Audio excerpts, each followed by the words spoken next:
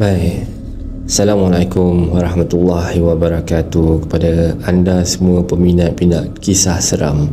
Jadi untuk cerita kali ini, kami di Kisah Seram Malaysia akan bercerita tentang kisah seram hospital. Jadi tanpa berlengah masa, marilah kita berdoa sama kepada Allah Subhanahu Wa Taala. Semoga Allah panjangkan umur, murahkan rezeki, berikan kesihatan yang baik untuk kita semua dan mudahkan segala urusan dunia dan akhirat kita. Dan semoga Allah berikan syurga untuk mak dan ayah kita. Tanpa melengah masa, mari kita mulakan dengan lafaz Bismillahirrahmanirrahim.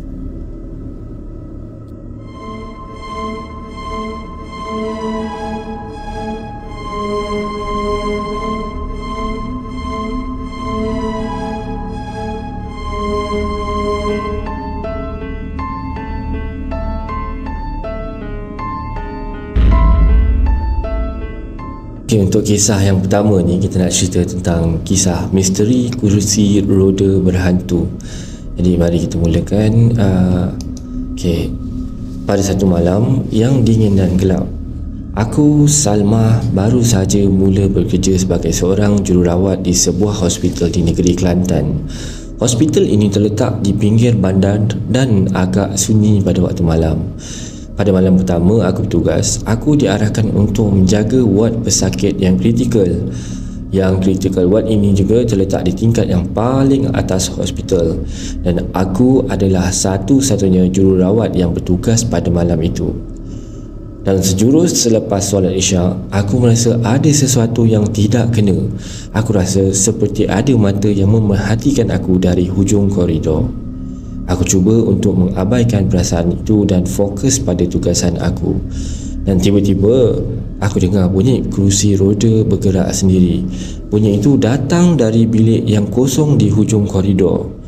Aku pergi periksa bilik tersebut, tapi tak ada apa-apa. Masa aku tengah sibuk merawat pesakit, aku dengar lagi bunyi kerusi roda bergerak. Dan kali ini bunyi itu lebih kuat dan aku yakin ada sesuatu yang tidak kena. Aku pun pergi periksa bilik kosong itu lagi. Kali ini aku terkejut melihat kerusi roda itu bergerak sendiri. Aku terus lari keluar dari bilik dan panggil kepala jururawat. Kepala jururawat, Kak Jah datang dan aku cerita apa yang terjadi.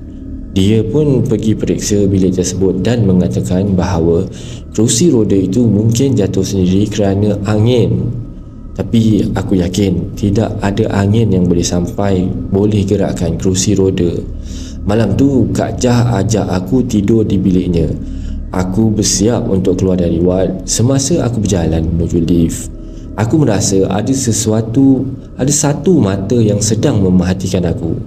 Aku cepat-cepat masuk lift dan pandang balik ke arah koridor ward itu. Walaupun dari jauh, aku rasa seram. Begitulah kisah aku sebagai seorang jururawat di hospital tersebut. Pada malam berikutnya, aku ditempatkan untuk menjaga ward yang sama lagi. Walaupun aku masih merasa takut, aku cuba untuk memastikan perasaan itu tidak mengganggu kerja aku. Dan pada tengah malam, aku mendengar bunyi kerusi roda bergerak lagi.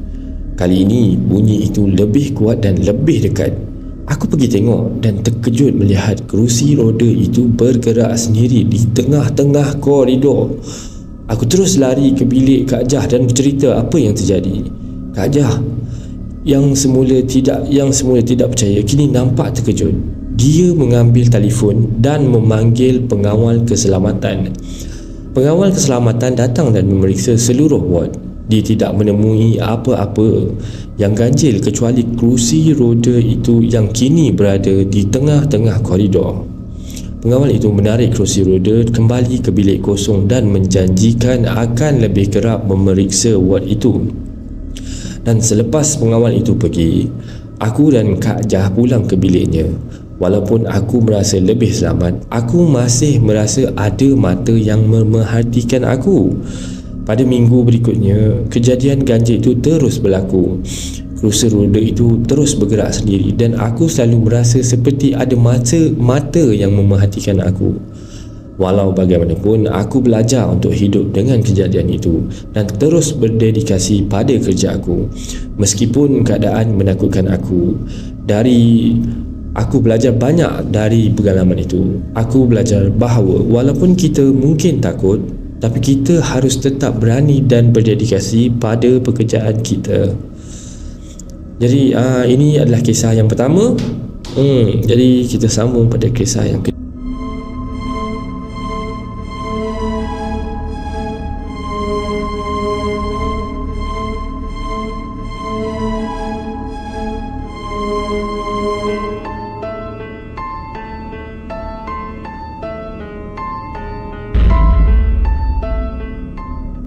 Hospital yang kedua ni tajuk dia biasalah, of course lah, tajuk dia hospital.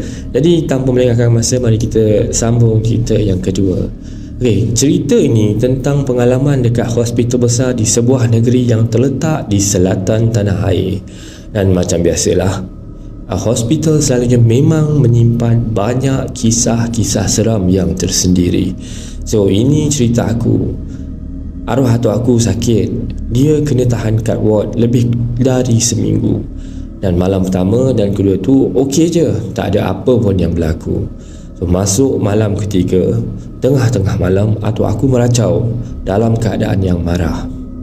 Pernah sekali tu dia dalam keadaan yang sedar, cuba nak halau sesuatu. Pergi sana, jangan kacau aku. Aku nak rehat. Masa tu pakcik aku punya turn jaga atuk. Bila dah kena macam tu, pakcik aku takut nak memalam kat hospital lagi. Dan esoknya ayah aku yang take over. Lepas jam 12 malam, atuk aku bersuara, dia datang dah nak kacau kita. Ayah aku yang agak berani dan memang dah bersedia dengan gangguan-gangguan tu, terus toleh ke arah yang atuk aku tunjuk tu.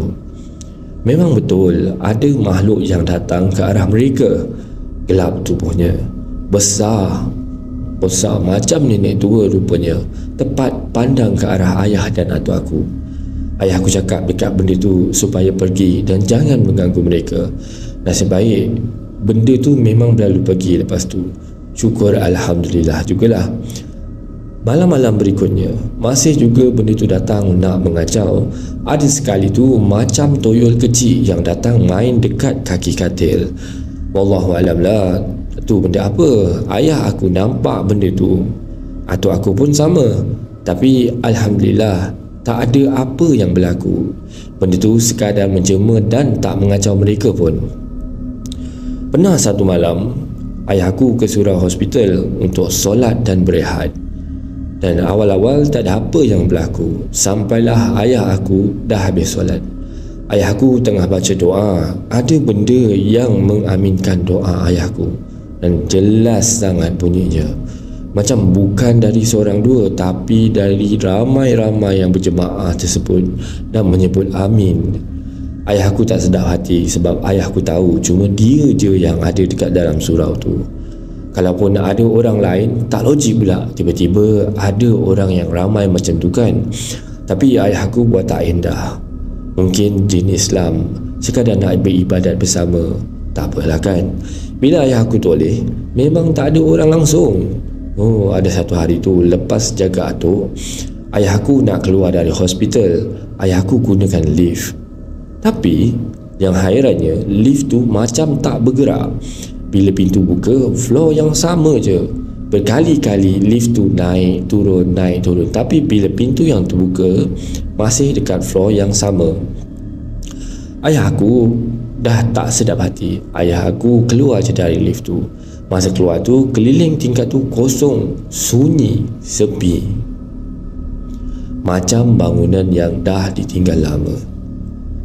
Sedangkan hospital tu baru, keadaannya usang, macam dah berpuluh tahun ditinggalkan.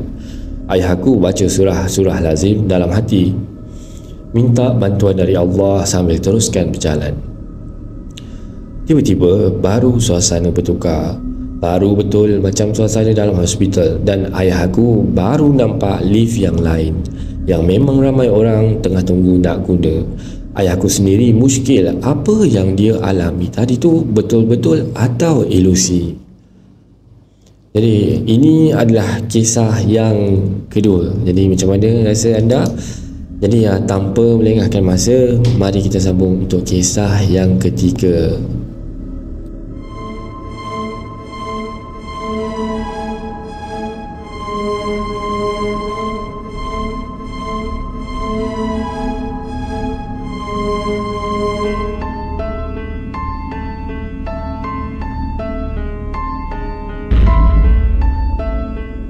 Okay, pengalaman yang ketiga ni adalah, tajuk dia adalah Security Hospital. Ini pengalaman dia lah katanya. Baik, kita mulakan. Kira-kira 10 tahun yang lalu, aku pernah bekerja sebagai seorang security di sebuah hospital yang terletak nun di atas bukit sana. Lokasi yang tepat tidak dapat aku dedahkan, tetapi hakikatnya semua hospital pasti ada kisahnya yang tersendiri. Hospital di mana tempat aku bekerja ni memang agak keras. Sampaikan apabila shift malam, kebanyakan staf memang tidak berani berjalan seorang diri di sekitar hospital. Hendak ke mana-mana pasti berteman. Jadi aku selaku security bahagian rondaan, clocking jam yang menjadi peneman mereka. Biasanya aku temankan mereka ke makmal patologi dan bilik mayat atas urusan menghantar sampel darah dan juga mengambil dokumen. Aku tidak kisah menjadi peneman mereka yang setia kerana selalunya ada saja habuan yang mereka berikan. Roti canai lah, burger, nasi lemak, ayam goreng dan sebagainya. Itu belum rasuah daripada penjaga pesakit kerana ingin mendapatkan keistimewaan ataupun kebebasan untuk waktu melawat. Bergaduh dengan pelawat tu sudah menjadi kebiasaan. Kena hina, kena keji dengan lantang mengatakan bahawa aku bodoh. Gaji berapa sen sangat lah, kata dia. Pernah aku meninggikan suara pada seorang makcik.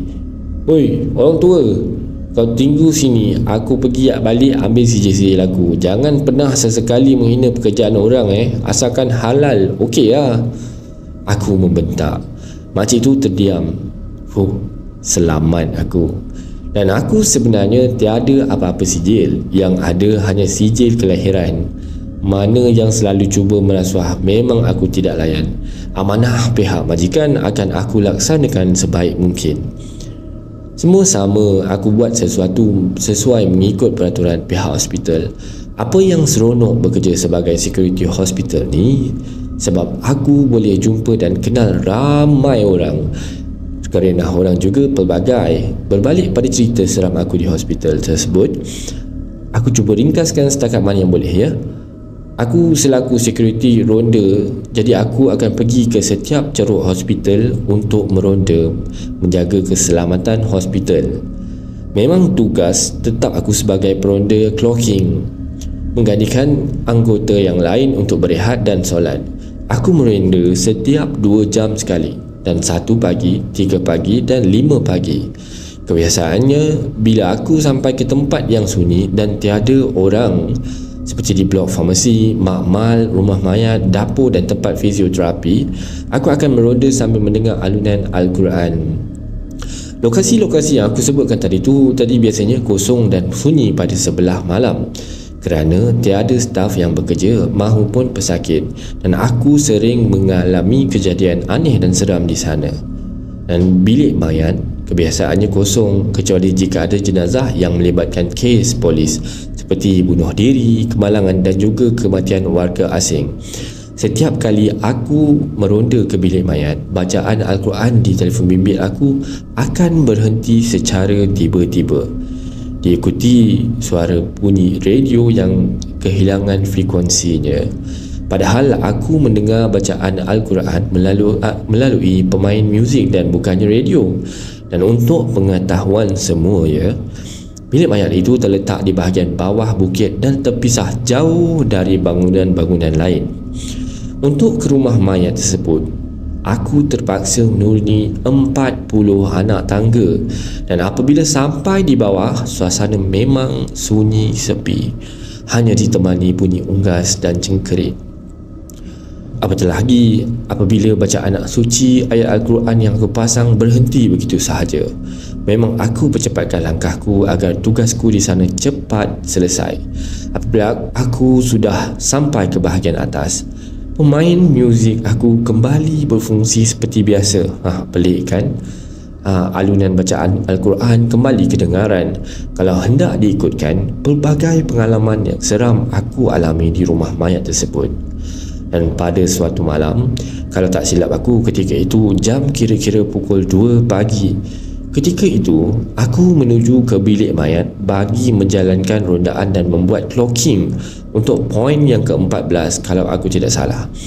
Poin tersebut terletak tepat di pintu peti mayat. Semasa aku berada berhadapan peti mayat tu, tiba-tiba satu dentuman yang agak kuat kedengaran dari dalam peti. Boom! Tiba-tiba pintu peti itu terbuka dengan sendirinya. Jantungku bagaikan disentap sekuat-kuatnya kerana terkejut yang amat sangat. Pada mulanya aku cuba melarikan diri, namun aku berpatah balik kerana perasaan ingin tahu. Aku mencuba untuk mengintai dari jauh, lalu kedengaran bunyi bising di dalam peti mayat tersebut. Terlihat kepala jenazah dari dalam peti tersebut. Kalau tidak salah, jenazah tersebut adalah seorang warga negara Myanmar yang menunggu proses selanjutnya daripada pihak immigration. Sekali lagi dentuman kuat kedengaran. Boom! Kali ini aku tidak menunggu lagi. Aku terus melarikan diri dengan menaiki tangga. Hampir saja aku tersungkur di situ.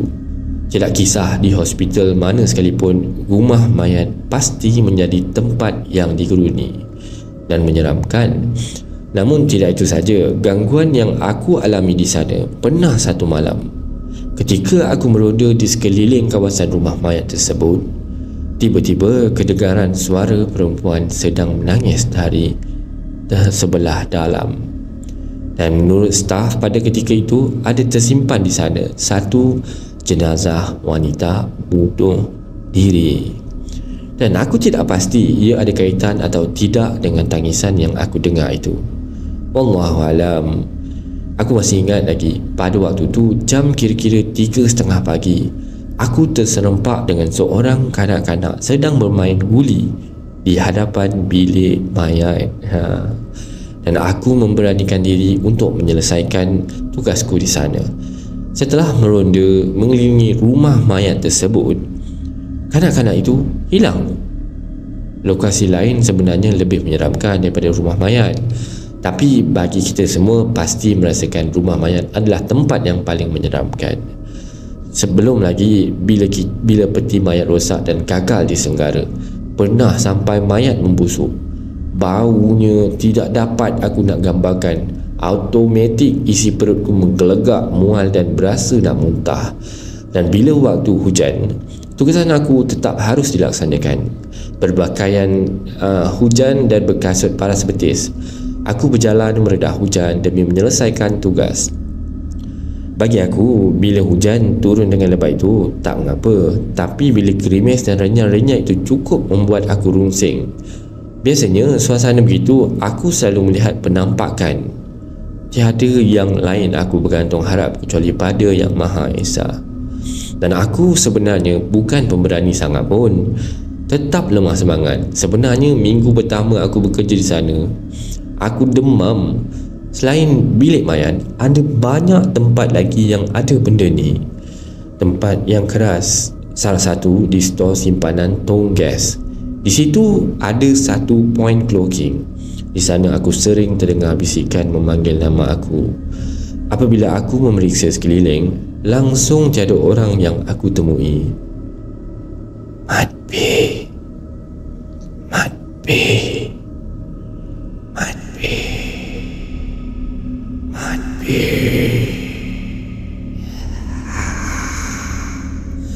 Kedengaran agak jelas nama aku disebut, walaupun hanya sekadar bisikan.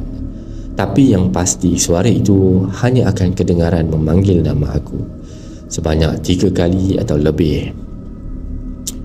Selepas itu suasana kembali sunyi. Begitulah selalunya. Selesai membuat rondaan, aku biasanya akan melepak seorang diri di tempat letak kereta sambil berehat. Memang sunyi tempatnya. Pernah juga berlaku kes kecurian kereta.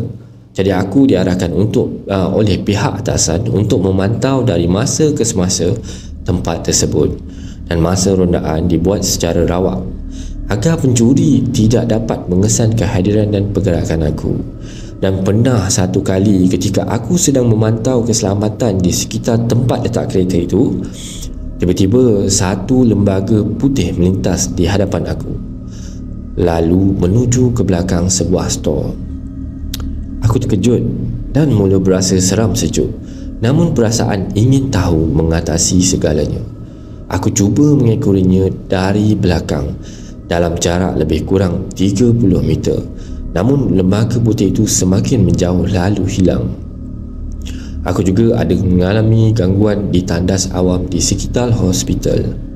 Ketika aku sedang mencuci muka, tiba-tiba aku ditolak dari belakang. Bukan main terkejut aku pada masa itu. Lalu aku menoleh. Seorang kanak-kanak dalam anggaran umur 4 tahun berlari-lari keluar dari tandas tersebut, dan aku berniat mengejarnya. Namun apabila aku keluar, kanak-kanak itu hilang tanpa dapat dikesan. Dan pada suatu malam yang lain, tetap di tandas yang berlainan, aku diganggu dengan satu ketukan pintu yang amat kuat hingga bergegar pintu tandas tersebut. Dan kali ini aku keluar memeriksa sekeliling kawasan tandas, namun tiada sesiapa yang aku jumpa. Bunyi tapak kaki seperti orang berlari juga tiada. Jika manusia mustahil untuk melarikan diri tanpa dikesan, kerana di situ kawasan lapang. Hospital tempat aku bekerja ini agak luas di atas bukit.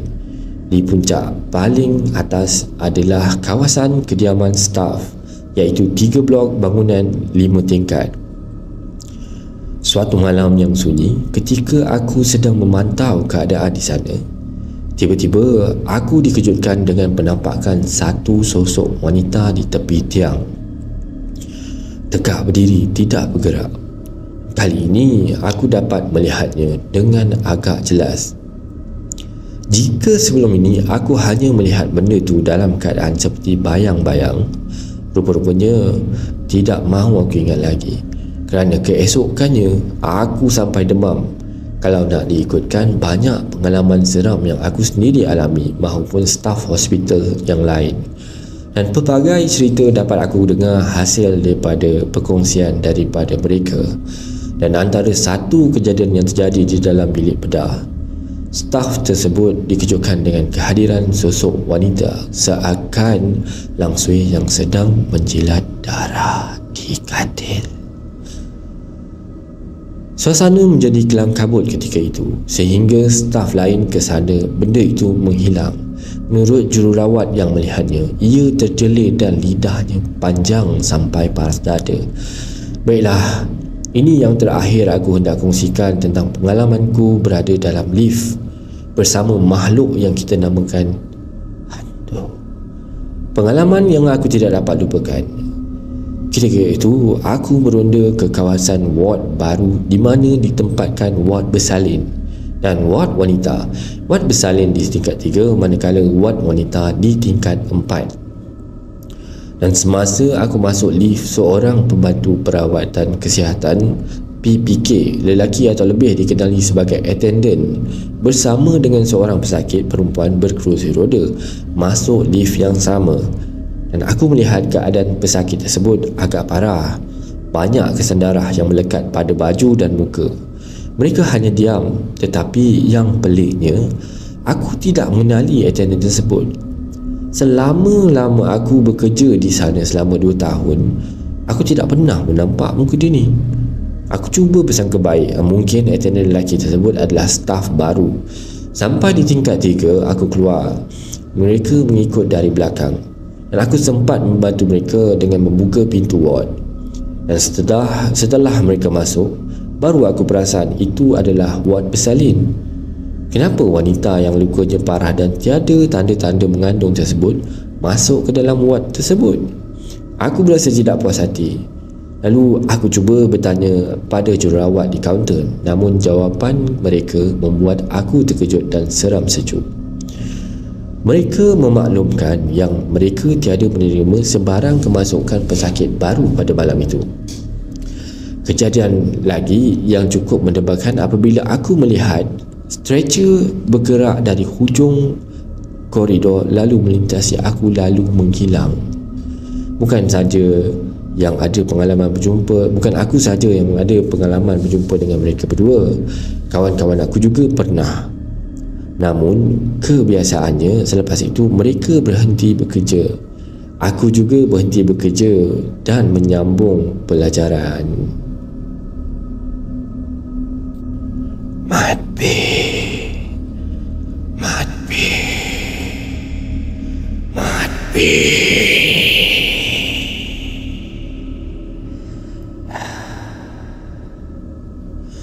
Jadi selesailah kisah 3 kisah hospital pada malam ini. Macam mana anda rasa? Okey tak ceritanya? Seram ke? Macam mana? Jadi saya harap anda semua terhibur dengan kisah-kisah ini. Segala komen, segala subscribe, segala like anda, terima kasih banyak-banyak saya ucapkan. Kami dari KSM sangat menghargai anda. Dan pada anda semua, semoga dipermudahkan segala urusan anda, dilapangkan fikiran, ditenangkan hatinya. Dan berjumpa lagi di lain episod ataupun di masa hadapan. Terima kasih banyak-banyak. Assalamualaikum. Selamat malam.